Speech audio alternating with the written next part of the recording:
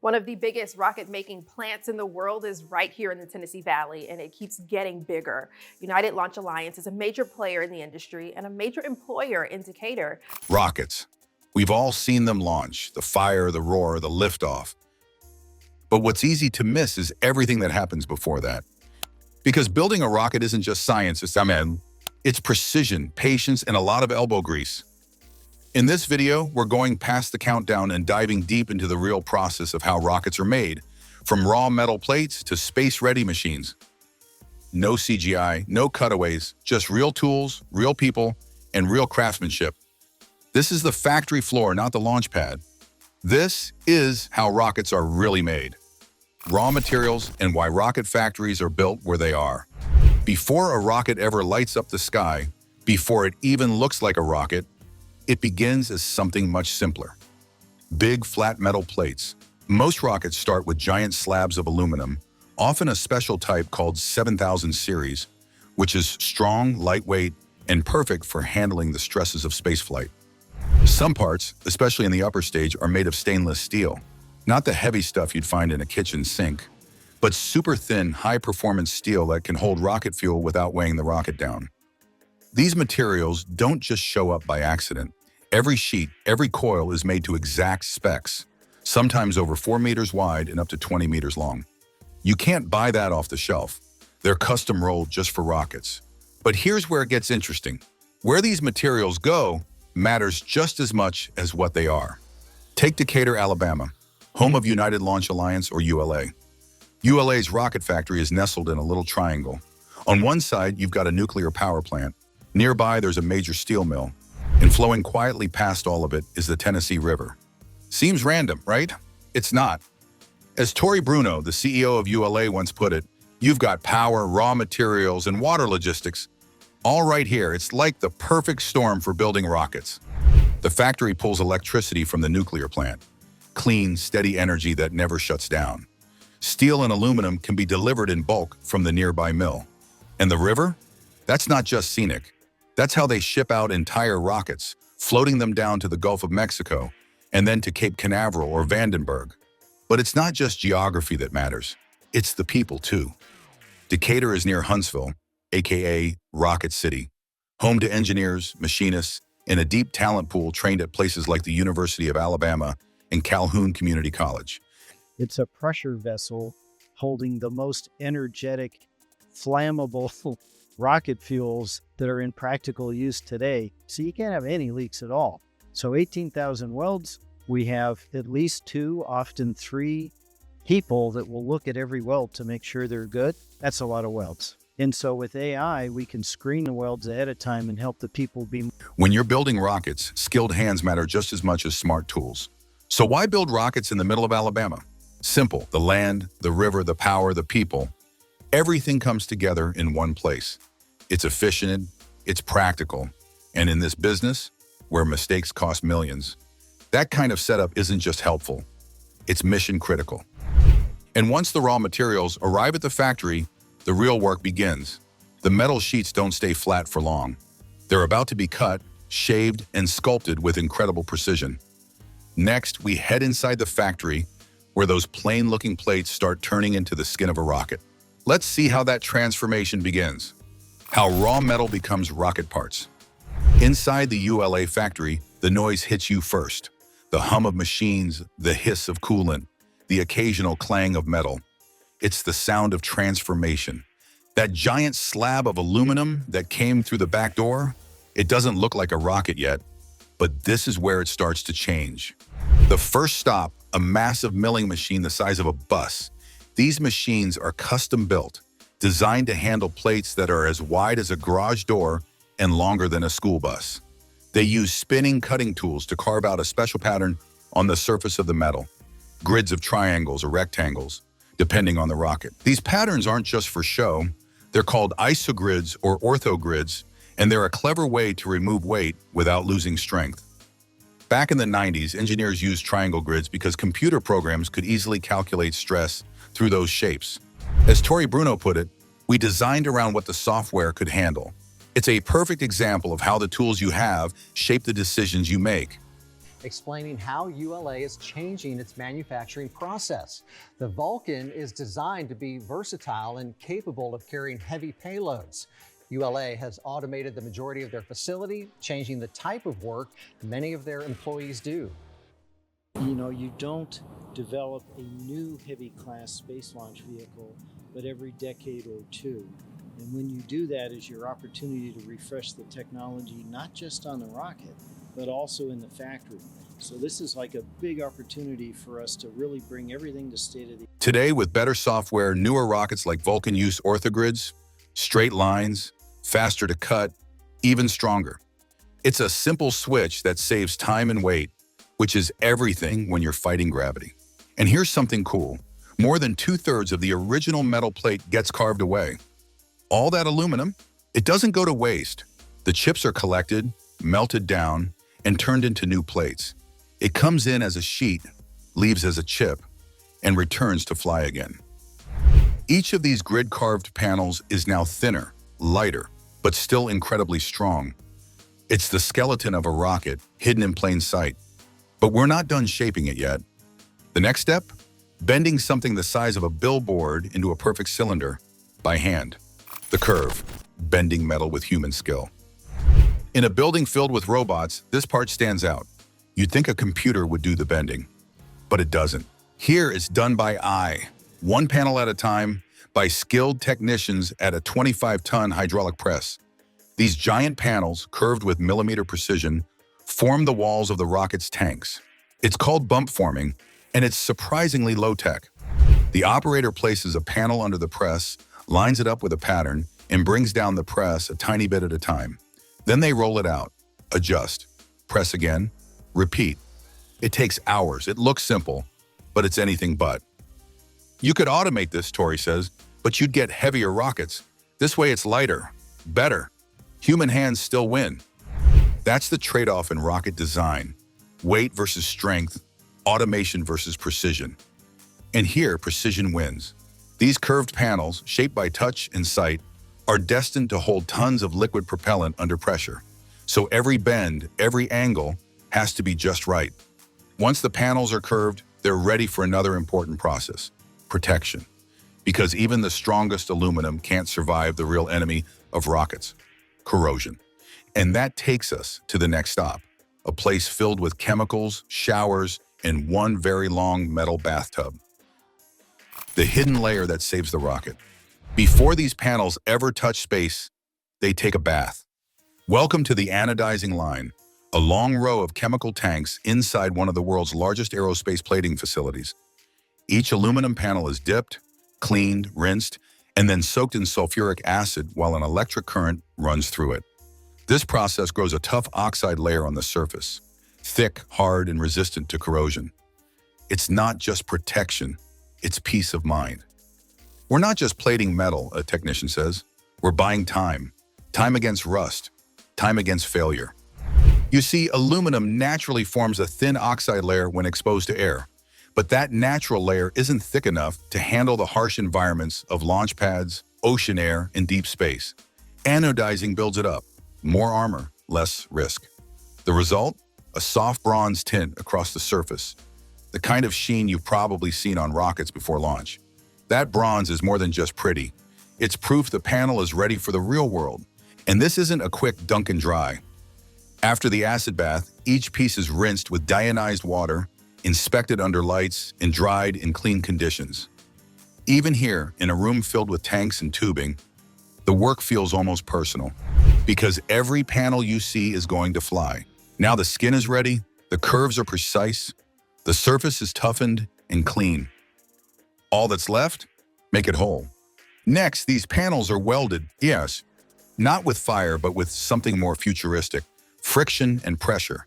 Let's step into the weld bay, where panels become barrels and pieces become rockets. How rockets are welded without melting anything. Here's a question: how do you weld something without melting it? That's not a riddle, it's real rocket science. And the answer is friction stir welding. Inside the weld bay at ULA, 5 curved panels, the ones we just saw anodized, are lined up side by side. They're clamped into a massive fixture standing upright like slices of a metal orange. a heavy robotic arm moves into place. On the end, a special tool made of high-strength steel. This tool doesn't use fire, no sparks, no filler rods. Instead, it spins super fast and presses down between two panels.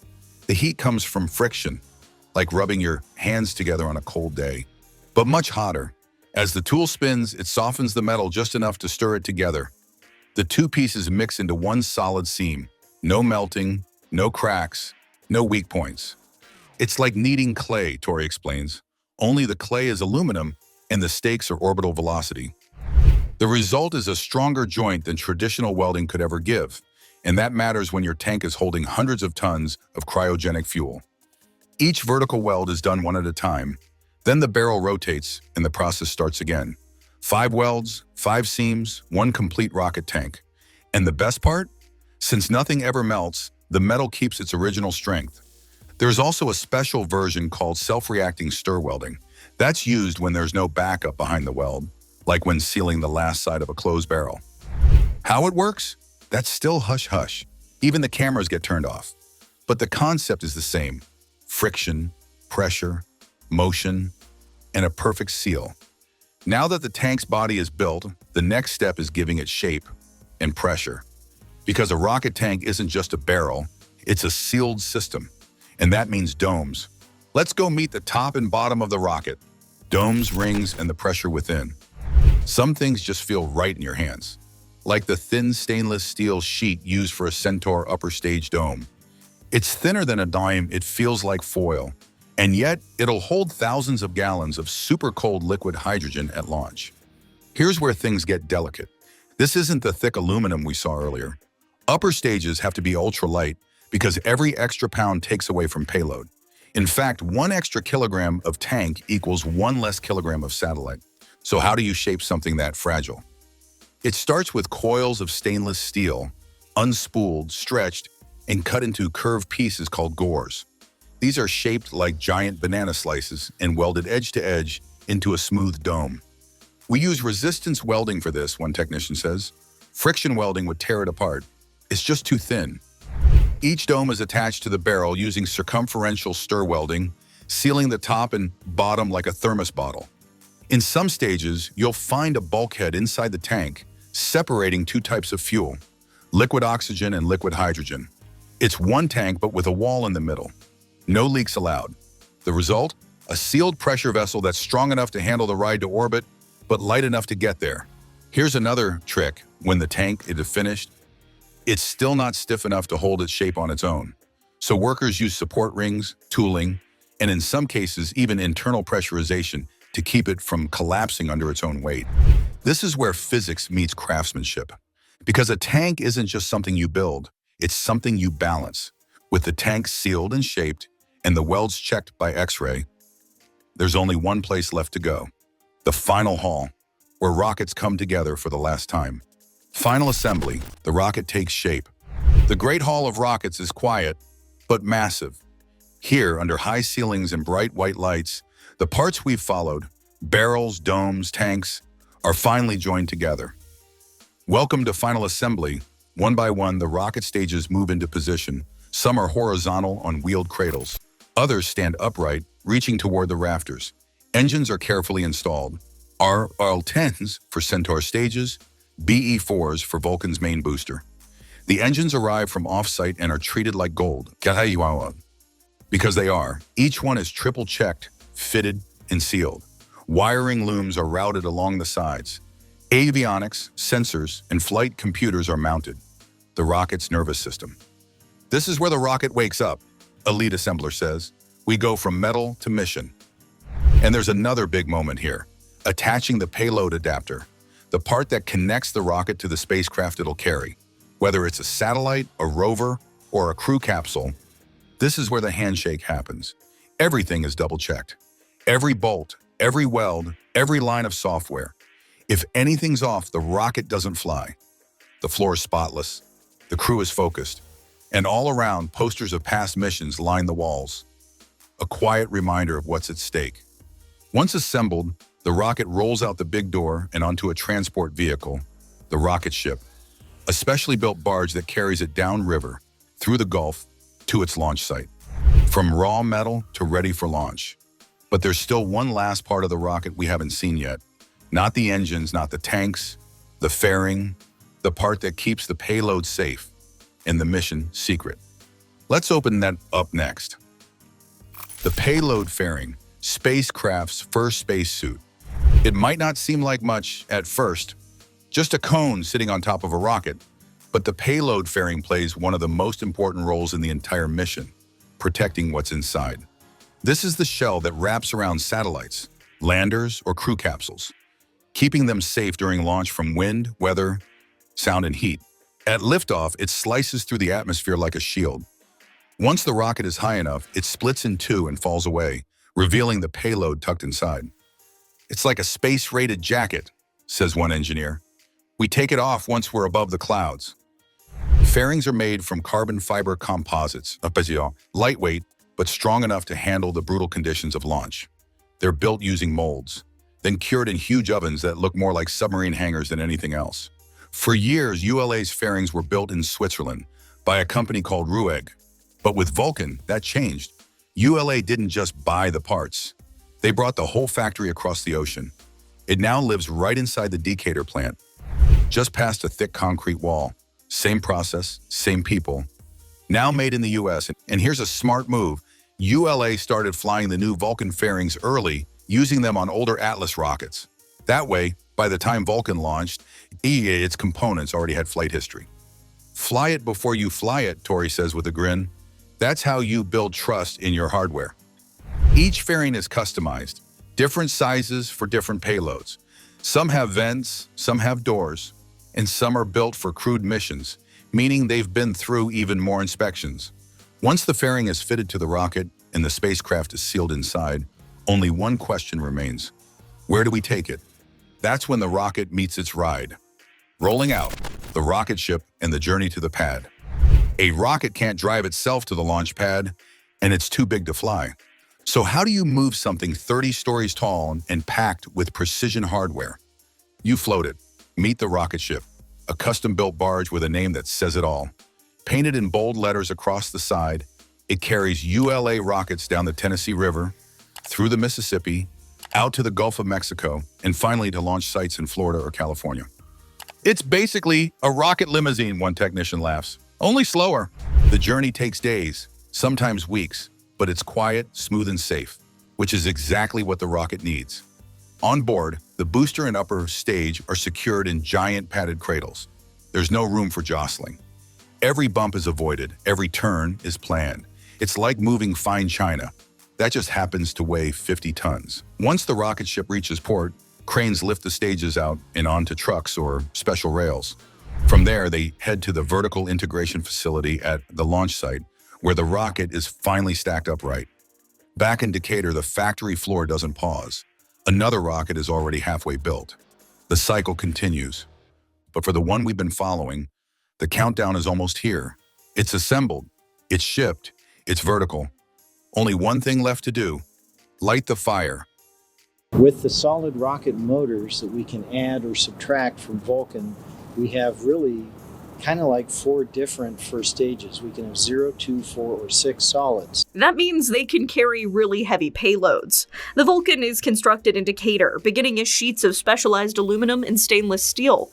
ULA has automated many of their construction processes, changing the type of work their employees are doing. That new technology includes the incorporation of artificial intelligence, which is used to assist human workers on big projects. So 18,000 welds, we have at least 2, often 3 people that will look at every weld to make sure they're good. That's a lot of welds. And so with AI, we can screen the welds ahead of time and help the people be more effective. Once completed, the Vulcan stages are transported to Cape Canaveral. The fully assembled Vulcan rocket stands about 23 stories high. Launch, the moment it all comes down to. Everything comes down to this. The checks are done, the tanks are loaded, the rocket stands tall, its nose pointed skyward. The pad clears, the engines chill, the countdown begins, T-minus 10, 9. It's easy to forget, watching from a distance, just how much work led to this one moment. Years of design, months of machining, welding, testing, assembling, all for the next few minutes. 5, 4, 3. Inside the fairing is a spacecraft. Maybe it's going to Mars. Maybe it's delivering a satellite. Maybe it's carrying people. Doesn't matter. The mission is now. 2, 1, ignition. The engines roar to life, louder than thunder. Flames pour from the base as the rocket lifts slowly, then faster, rising into the sky, burning fuel at tons per second. For those who built it, it's a mix of pride and nerves. It never gets old, says a technician, eyes on the screen. You always feel like you're holding your breath. The booster stage fires for a few minutes, then separates. The second stage, Centaur, takes over, guiding the payload toward its orbit with pinpoint accuracy. And when that job's done, Centaur shuts down and coasts quietly, its mission complete. The spacecraft continues on its path. Back on Earth, the welders, machinists, engineers, and operators are already thinking about the next one. Because rockets don't just launch. They're made by hand, by machine, by passion. And that's the real miracle of flight. From a flat plate of aluminum to the silence of space. That's how rockets are made. If you enjoyed this behind-the-scenes look at how rockets are built from the ground up, make sure to hit that subscribe button and turn on notifications so you don't miss what's coming next. Got questions? Drop them in the comments. Want more deep dive factory tours and real-world engineering? We've got more in the pipeline. Thanks for watching, and as always, stay curious.